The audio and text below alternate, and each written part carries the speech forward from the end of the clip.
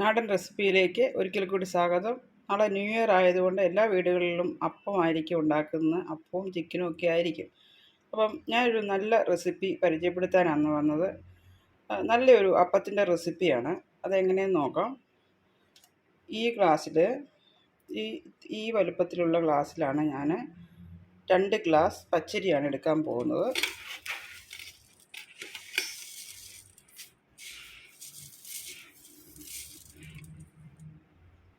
2 glass പച്ചരി ഒരു glass ഈ പാത്രത്തിലേക്ക് ഇട്ട് കൊടുത്തു.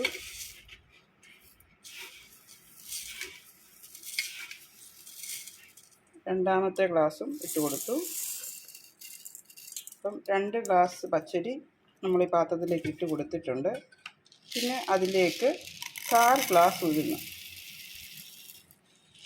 അപ്പത്തിന് ഉഴുന്ന് ചേർക്കുമെന്ന് വിചാരിക്കും. അപ്പത്തിന് ഉഴുന്ന് ചേർക്കും. അടിപൊളി ടേസ്റ്റോട് കൂടിയുള്ളൊരു അപ്പമാണിത്. നമ്മൾ 1/4 ഗ്ലാസ് ഉഴുന്ന് ചേർത്തു. പിന്നെ അതിലേക്ക് കുറച്ച് ഉലുവയും കൂടി ഇട്ട് കൊടുക്കുന്നു. അപ്പോൾ ഇത്രയും സാധനങ്ങൾ നമ്മൾ ഈ പാത്രത്തിൽ ഇട്ട് കൊടുത്തിട്ടുണ്ട്. ഇനിയിപ്പം ഇത് കുതിരാൻ ആവശ്യമായ വെള്ളം ഒഴിച്ചു കൊടുക്കുക.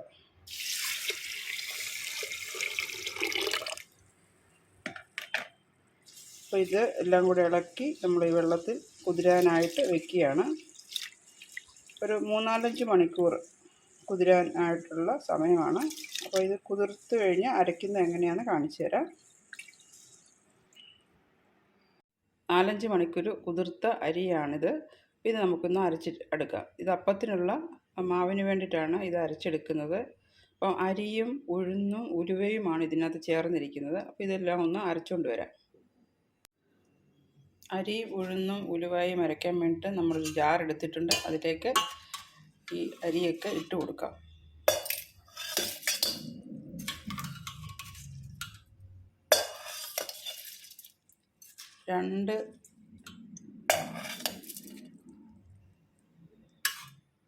രണ്ട് ഗ്ലാസ് അരിയും 1/4 ഗ്ലാസ് ഉഴുന്നും കുറച്ച് ഉലുവയുമാണ് ഇട്ട് കൊടുത്തിരിക്കുന്നത്, കുതിർത്ത് വെച്ചത്.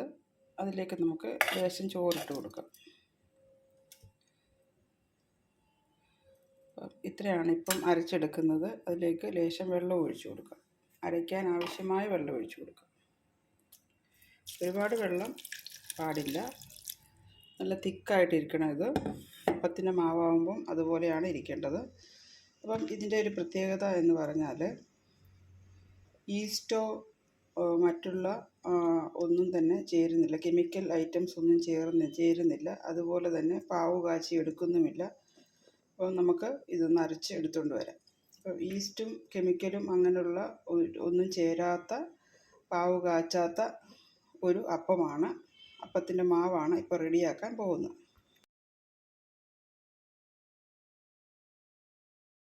അപ്പത്തിൻ്റെ മാവ് ഇവിടെ അരച്ച് എടുത്തിട്ടുണ്ട്. നല്ല തിക്ക് ആയിട്ടാണ് അരച്ചെടുത്തിരിക്കുന്നത്. നല്ലതുപോലെ അരയണം ഇത് മാവ്. ഇത് ബാക്കിയൂടെ നമുക്കിതുപോലെ അരച്ചുകൊണ്ട് വരാം. അപ്പത്തിൻ്റെ മാവ് ഇവിടെ എല്ലാം അരച്ചെടുത്തിട്ടുണ്ട്. അപ്പം 2 ഗ്ലാസ് അരിയുടെ മാവാണിത്.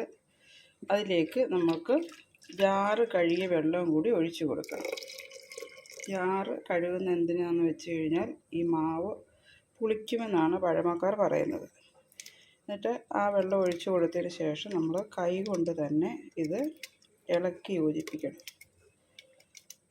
ഇളക്കി യോജിപ്പിച്ച് ഒരു 8 മണിക്കൂർ പുളിക്കാനായിട്ട് നമുക്ക് വെക്കാം. അപ്പോൾ ഇത്രയേ ഉള്ളൂ ഈ മാവ് അരയ്ക്കുന്ന രീതി. ഇനി നമുക്ക് ഇത് 8 മണിക്കൂർ കഴിഞ്ഞതിന് ശേഷം നമുക്ക് വരാം. ഇതൊന്ന് നല്ലതുപോലെ ഇളക്കി യോജിപ്പിച്ചതിന് ശേഷം ഒരു അടപ്പിട്ട് അടച്ചു വയ്ക്കാം.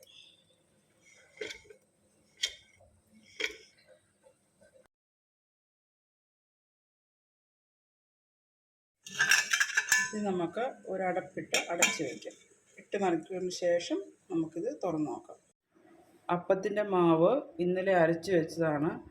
8 മണിക്കൂർ പുളിച്ചതിന് ശേഷമുള്ള മാവ് നിങ്ങളെ കാണിക്കുന്നതെന്ന്. അപ്പം 8 മണിക്കൂറിന് ശേഷമുള്ള മാവാണിത്. നല്ലതുപോലെ പുളിച്ച് വന്നിട്ടുണ്ട്. ഇനിയിപ്പോൾ ഇതിലേക്ക് ആഡ് ചെയ്യാൻ പോകുന്നത് ഉപ്പാണ്.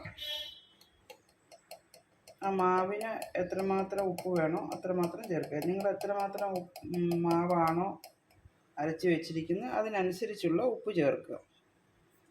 അപ്പോൾ നമ്മൾ 1 സ്പൂൺ ഉപ്പാണ് ഇട്ട് കൊടുത്തിരിക്കുന്നത്. ഉപ്പിട്ടിട്ട് ഒന്ന് ഇളക്കുക. നല്ലതുപോലെ ഇളക്കി യോജിപ്പിക്കുക. തിരിച്ചും മറിച്ചും ഇളക്കണം. ഉപ്പിടുമ്പോൾ നമ്മൾ ഈ ക്ലോക്കിൻ്റെ പെൻഡിലും അല്ല, ഈ ക്ലോക്കിൻ്റെ സൂചി കറങ്ങുന്ന പോലെ തിരിച്ചും മറിച്ചും അപ്പുറവും ഇപ്പുറവുമായിട്ടിങ്ങനെ ഇളക്കി യോജിപ്പിക്കുക. എന്നാലേ ഉപ്പ് നല്ലതുപോലെ മാവിൽ പിടിക്കുകയുള്ളൂ. അപ്പോൾ ഇനിയിപ്പോൾ ഇതിലേക്ക് എത്രമാത്രം ലൂസ് ആയിട്ട് മാവ് ഇരിക്കണമെങ്കിൽ അതിന് വേറൊരു ചേരുവയും കൂടെ ചേർത്ത് വയ്ക്കണം. അതാണ് നമ്മുടെ കവർ പാലോ പിന്നെ അല്ലെങ്കിൽ തേങ്ങാപ്പാലോ ചേർക്കാവുന്നതാണ്.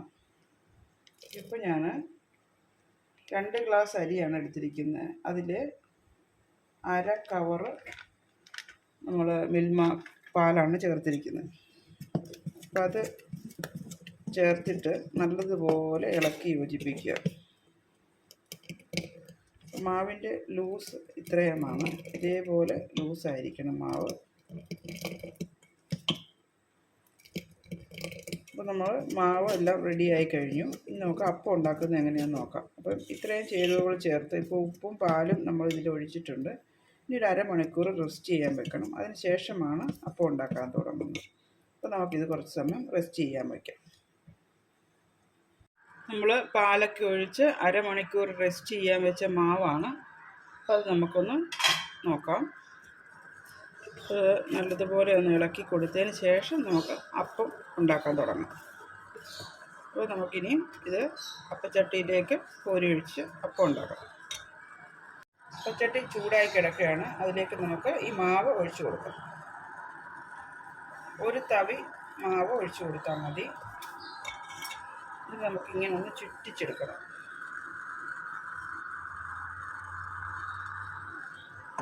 ചുറ്റിച്ചെടുത്തിട്ട് ഈ അടപ്പ് കൊണ്ടൊന്ന് അടച്ച് വയ്ക്കാം. അപ്പോൾ നമ്മുടെ അപ്പം വെന്തോന്ന് നോക്കാം.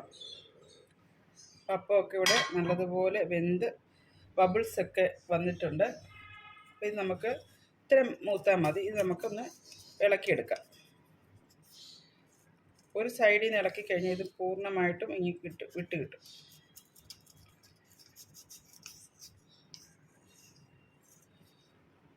നമുക്ക് ഇതുപോലൊരു പാത്രത്തിലേക്ക് മാറ്റാം. അപ്പോൾ ഇത് പാലപ്പം ചുടുന്ന അതേപോലെ തന്നെയാണ് ഈ അപ്പത്തിൻ്റെ ഷേപ്പായാലും ടേസ്റ്റ് ആയാലും വളരെ മൃദുവായിട്ടുള്ള ഒരു അപ്പം കൂടിയാണ്. അപ്പോൾ ഇത് കെമിക്കലോ അല്ലെങ്കിൽ കെമിക്കലൊന്നും ഇല്ലാതെ, അല്ലെങ്കിൽ കള്ളപ്പം എന്നൊക്കെ പറയുമല്ലോ, കള്ളൊക്കെ ഒഴിച്ച് അപ്പം ഉണ്ടാക്കില്ലേ, അതൊന്നും ഇല്ലാതെ പാവ് കാച്ചാത്ത വളരെ ടേസ്റ്റുള്ള ഒരപ്പം കൂടിയാണ്. ഇതിൻ്റെ കൂടെ ഏത് കറിയും, സാമ്പാറും ചമ്മന്തിയും അല്ലെങ്കിൽ പിന്നെ ചിക്കൻ സ്റ്റൂ, എല്ലാ കറികളും ഇതിനകത്ത് ഈ കോമ്പിനേഷനായിട്ട് വരുന്നതാണ്. ഇത് നമുക്ക് ഇഷ്ടമുള്ള കറി കൂട്ടി ഇത് കഴിക്കുകയും ചെയ്യാം. ടേസ്റ്റ് വ്യത്യാസമൊന്നുമില്ല. അപ്പോൾ നമ്മളിന്ന് ചിക്കൻ കൂട്ടിയാണ് കഴിക്കാൻ പോകുന്നത്. നമുക്ക് കുറച്ച് ചിക്കൻ സ്റ്റൂ ആണിത്. അപ്പം നമ്മൾ അതും കൂടെ ഇതിലേക്ക് ഒഴിച്ചു കൊടുക്കാം. അപ്പോൾ വളരെ ടേസ്റ്റോട് കൂടിയുള്ള ഒരു അപ്പമാണ് ഇവിടെ റെഡി ആയിരിക്കുന്നത്. അപ്പോൾ നിങ്ങളും ഇതുപോലെ നോക്കുക. അപ്പത്തിൻ്റെ റെസിപ്പി ഇത്രയേ ഉള്ളൂ. വളരെ ടേസ്റ്റോട് കൂടിയുള്ള അടിപൊളി ഒരു അപ്പമാണിത്. അപ്പോൾ നമ്മൾ അപ്പം ചുടുമ്പോൾ കെമിക്കലൊന്നും ഇല്ലാതെ നമുക്ക് കുട്ടികൾക്ക് കൊടുക്കാനും പറ്റും. ഇത് ഒരു ദിവസമൊക്കെ ഇങ്ങനെ ചുട്ട് വെച്ചാലും 1-2 ദിവസമൊക്കെ ഇതേപോലെ തന്നെ ഇരുന്നോളും. വളരെ ഫ്രഷായിട്ട് തന്നെ ഇരിക്കും. രാവിലെ ചുട്ടാൽ വൈകിട്ട് കഴിക്കും. മറ്റുള്ള അപ്പങ്ങൾ അങ്ങനെ പറ്റൂലല്ലോ, അങ്ങനെയൊക്കെ ഇതായിപ്പോവും. ഇത് നല്ലൊരു ടേസ്റ്റോട് കൂടിയുള്ളൊരു അപ്പമാണ്. അപ്പോൾ എല്ലാവരും ഇത് ഉണ്ടാക്കി നോക്കുക. അടിപൊളി റെസിപ്പിയാണ്. അപ്പം ഈ ന്യൂ ഇയറിൽ നമുക്ക് നല്ലൊരു റെസിപ്പിയാണിത്. ഫസ്റ്റ് റെസിപ്പി, ന്യൂ ഇയറിൽ ആദ്യത്തെ ദിവസത്തെ ഒരു റെസിപ്പി കൂടിയാണിത്. അപ്പോൾ എല്ലാവരും എൻ്റെ ചാനൽ കാണുക, ലൈക്ക് ചെയ്യുക, ഷെയർ ചെയ്യുക, സബ്സ്ക്രൈബ് ചെയ്യുക, ഫ്രണ്ട്സിനൊക്കെ അയച്ചു കൊടുക്കണം. ഇത് വെച്ചിട്ട് നിങ്ങൾ എൻ്റെ കമൻറ്റ് ബോക്സിൽ കമൻറ്റ് ചെയ്യണം, എങ്ങനെയുണ്ട് അപ്പം ചുട്ടിട്ട് എന്ന് പറയണം. അപ്പം അടുത്തൊരു നല്ല വീഡിയോയുമായിട്ട് എത്രയും വേഗം എത്തുന്നതായിരിക്കും. Thank you.